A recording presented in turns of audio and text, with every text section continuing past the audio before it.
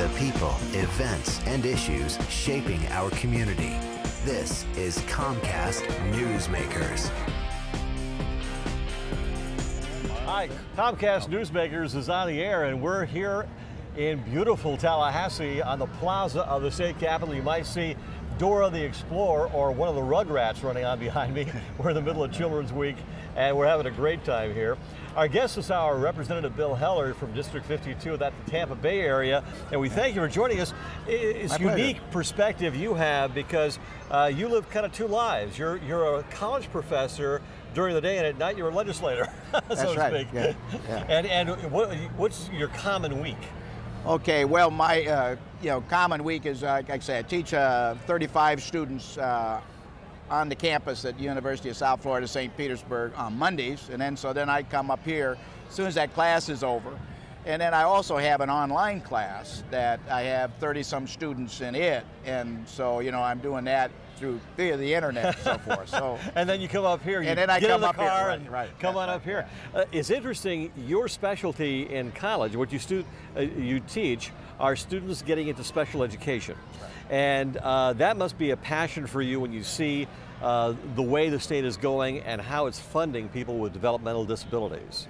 Right, and the area of developmental disabilities, as you know, is a very broad area. And I started out teaching children in DeKalb, Illinois.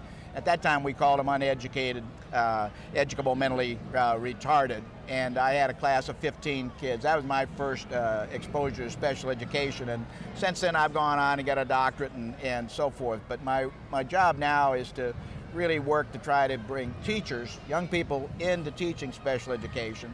And then hopefully also up here in my other job is to try to make sure that the funding is there to put the resources with those teachers so that they can really maximize the potential of every one of those children with special needs. In years like this, when the funding is hard to come by and there's such an austere budget, it must be frustrating because you see a need out there, there's just not enough money to fund it.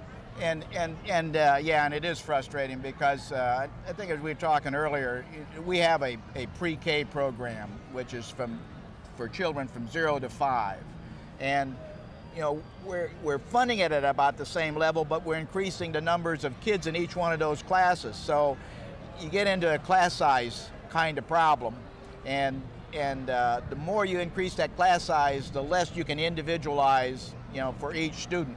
And as a consequence of that, they're not getting the kind of preparation they need to be able to go into kindergarten and into the primary grades. So ultimately, we paid a price for not being able to fund that program and to support it at the level it deserves.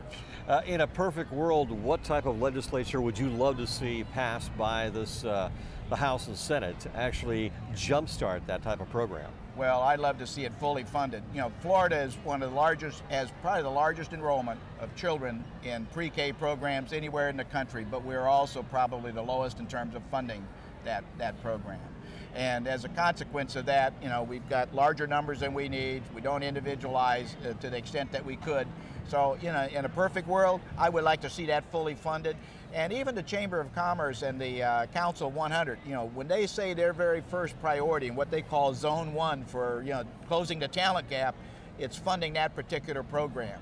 And they're absolutely right. It's got to start with the the kids. And the very younger you start with them, the better you're off. And the kids with special needs, if you can interact with them and intervene with them early, you got a good shot of ameliorating a lot of their problems. The Arthritis Foundation has a big presence here because a lot of children have pediatric arthritis. Is that something that you're passionate about as well? Right, very, very much so. And the Arthritic Foundation, part of our problem is when we deal with childhood arthritis is that there are so few doctors who actually specialize in that area. Right. So people who live in Orlando are coming all the way over to St. Petersburg in All Children's Hospital to get service. All right. This hour's newsmaker has been Representative Bill Heller from District 52 over in Tampa Bay. I'm Spiro Canton on the plaza of the state capitol in the midst of Children's Week, and we thank you for joining us.